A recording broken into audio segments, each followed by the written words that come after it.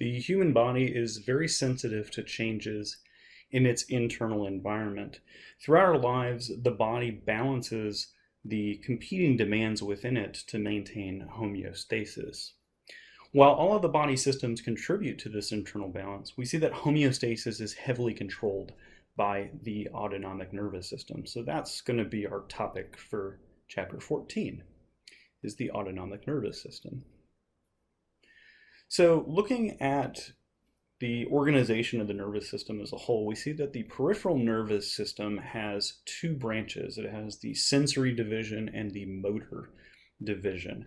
The function of the sensory or the afferent division is to relay information from the sensory receptors that are scattered throughout the body to the central nervous system for interpretation and integration. The motor or efferent division of the peripheral nervous system controls muscles and glands. And we see that the motor division can be further subdivided into the somatic motor and the autonomic motor divisions. The somatic motor division controls skeletal muscles. We saw this in chapter 9. The autonomic motor division controls all of the involuntary muscles, so that's cardiac muscle, smooth muscle, and it also controls the glands as well.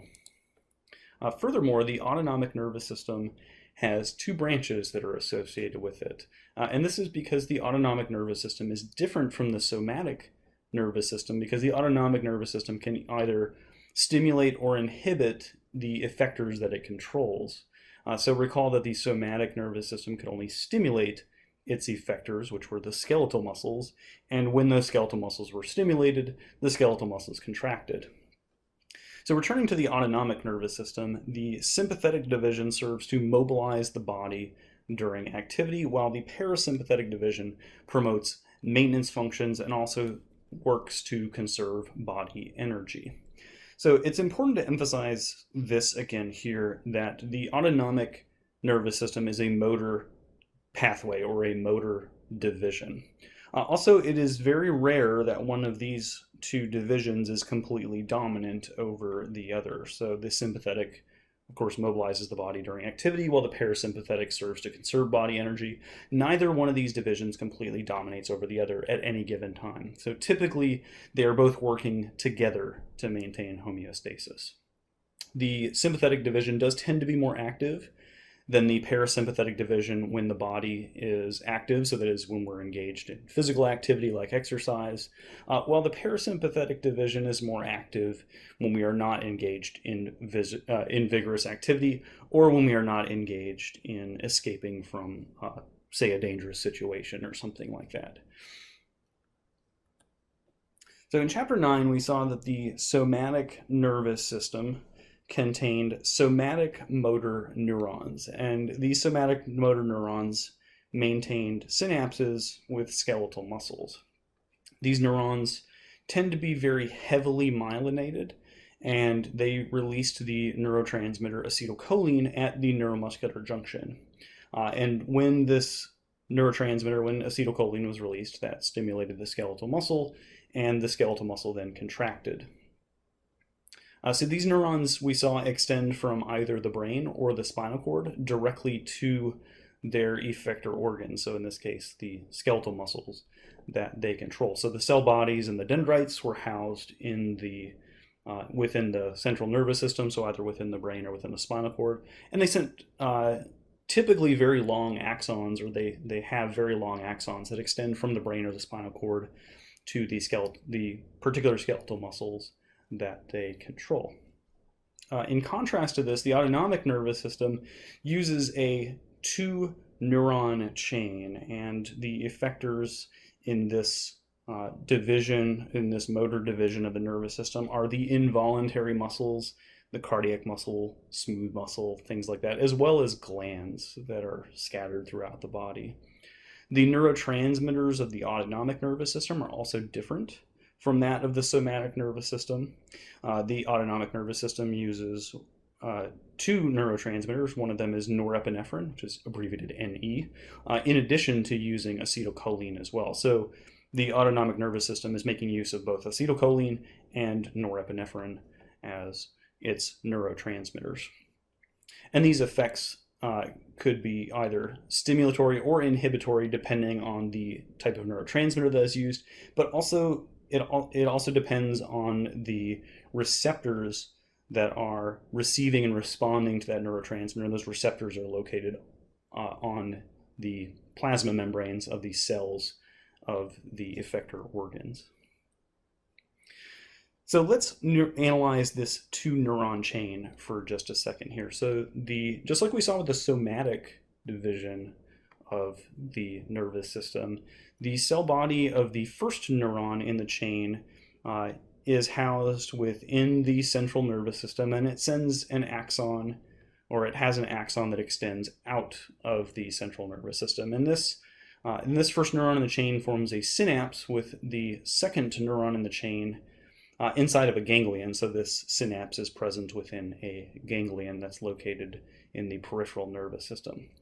The second neuron in the chain then maintains a synapse with the effector organ. And so for this reason, because the first neuron is located before the ganglion, the first neuron is referred to as the preganglionic neuron, while the second neuron is referred to as the postganglionic neuron. So notice that the preganglionic neurons have their cell bodies within the brainstem or the spinal cord parts of the central nervous system, and their axons and axon terminals extend to the postganglionic neuron, which is located outside of the central nervous system. The neurotransmitter that is released by the preganglionic neurons is always acetylcholine. So no matter if that neuron is part of the sympathetic or parasympathetic divisions, the preganglionic neurons always release acetylcholine.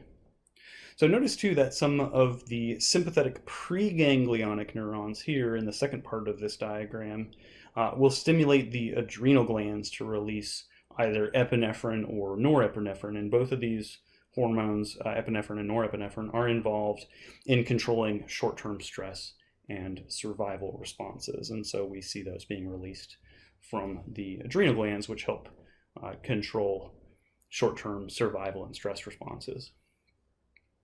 So now we've seen the preganglionic neurons. Let's focus on the postganglionic neurons. And these postganglionic neurons are the second neuron in our chain, and they always make the synapse with the effector organ. So no matter whether that postganglionic neuron is part of the sympathetic or parasympathetic branch. So notice that the neurotransmitter released by the postganglionic neuron depends on which division of the autonomic nervous system that particular neuron belongs to. So postganglionic neurons in the sympathetic branch of the autonomic nervous system release norepinephrine, which, as I mentioned earlier, is abbreviated NE, while those in the parasympathetic division release acetylcholine as their neurotransmitter to signal the effector organs. So both the parasympathetic and the sympathetic divisions of the autonomic nervous system serve the exact same visceral organs, but they tend to produce the opposite effects on those visceral organs. There are also some key anatomical differences between the two. So yes, they do serve the same visceral organs. They both make use of the two neuron chain, but we see that there are some slight anatomical differences between the parasympathetic and sympathetic divisions. So first, the neuron axons of the parasympathetic division emerge from either the brainstem or the sacral region of the spinal nerves. And so for this reason, the parasympathetic division is anatomically referred to as the craniosacral division. And we see that the sympathetic neuron axons emerge from the thoracic or lumbar regions of the spinal cord, and so anatomically refer to the sympathetic division of the autonomic nervous system as the thoracolumbar division. So in the parasympathetic division, we see the preganglionic axons tend to be quite long, so that means that they extend from the central nervous system to the ganglia. And we see that the ganglia, the ganglia would be located where these dark purple neurons meet the light purple neurons here. And we can see that these ganglia are actually in really close proximity to the effector organs. And so the axons of these postganglionic neurons that emerge from the ganglia tend to be pretty short. We see that the opposite is true for the sympathetic division, so that we have relatively short preganglionic axons and very long postganglionic axons, because the ganglia of the sympathetic division tend to be very close in proximity to the spinal cord. So we see that the sympathetic ganglia are arranged in a chain-like configuration along the lateral parts of the vertebral column, and these are also often referred to as the sympathetic trunk ganglia. So this diagram actually shows a much clearer representation or configuration of the sympathetic trunk ganglia. We can see that these little swellings here that occur in the nerves in very close proximity to the spinal cord represent the chain of sympathetic trunk ganglia.